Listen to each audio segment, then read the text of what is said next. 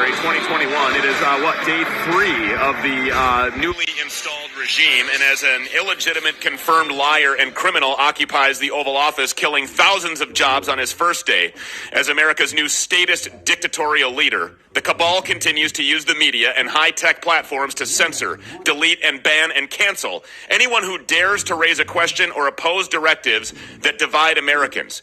Use the fear emotion as a tool for compliance and control through the smoke screens of safety and health. Open the borders of our country to religious anti-American Islamic extremists. Allow illegal entry across our southern border, welcoming violent criminals and gang members into our neighborhoods, and unleashing a full assault on the energy independence of our great country, risking national security and securing trillions of dollars for our enemies that wish to bring the United States to its knees. The whole thing just feels and looks really weird.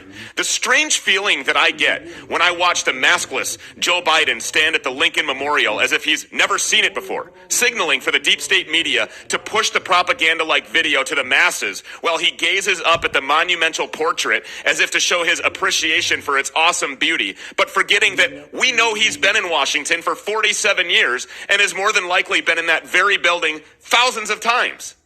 The faux inauguration was equally bizarre.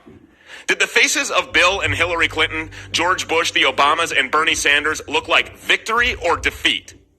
The atmosphere appeared to be more similar to a funeral than a celebration, and the 83 people in attendance didn't appear to be overflowing with joy, but more like zombies and empty souls just occupying space. It was incredibly peculiar. Joe hasn't answered any questions, really. He snapped at a White House reporter once as if to show us all who the boss is and remind everyone daring to ask a real question of the king that you will not be tolerated and may put you on the fast track for deprogramming and re-education. And oh, by the way, the official White House YouTube channel, they have now disabled comments from being posted. It's really all so strange. I mean, it's just a really eerie feeling.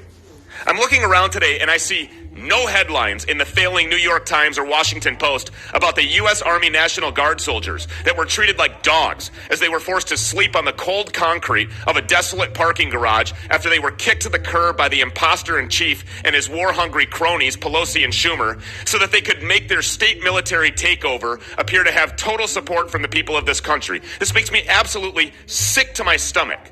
This is the day 2, ladies and gentlemen, day 2.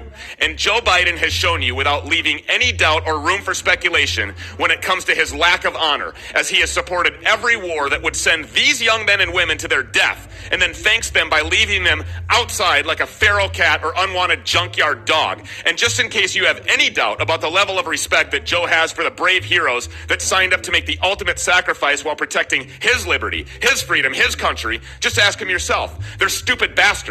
Right, Joe? Meanwhile, Donald J. Trump has reportedly given permission to any National Guard troops to stay at the Trump Hotel in D.C. while they're deployed to the greatest phony puppet show the world has ever seen. That's what honor looks like.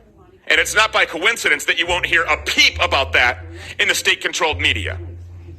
You won't hear Don Lemon or Chris Cuomo talking about the 8,000 American COVID-19 deaths from yesterday because they don't want to address Biden's mishandling of the pandemic or relentlessly show you the daily ticker of deaths as for-profit medical providers rake in nearly 40 grand for every healthy person they kill with a ventilator as radical progressives politicize a virus with a 99.8% survival rate to gain power while they lock you down in fear and show you how they really value the life of you and your kids.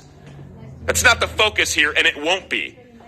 There was a 4-year pause in the 16-year plan to bring America to its knees and force communism upon our great republic. And that pause was instigated by an America-loving patriot that gave up an incredibly luxurious life and sacrificed literally everything to pull back the curtains on the criminal empire that wishes to destroy us.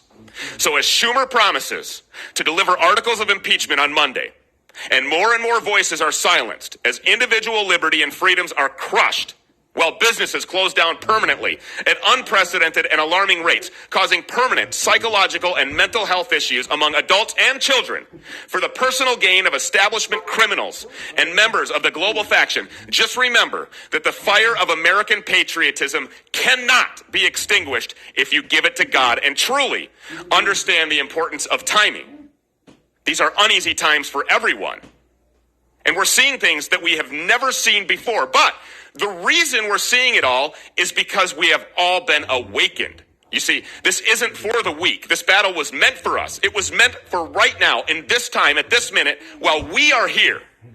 Because Lord knows it's only his army that can stand in the face of evil and completely dismantle the plan of the devil. The best is yet to come. The PC Radio Show.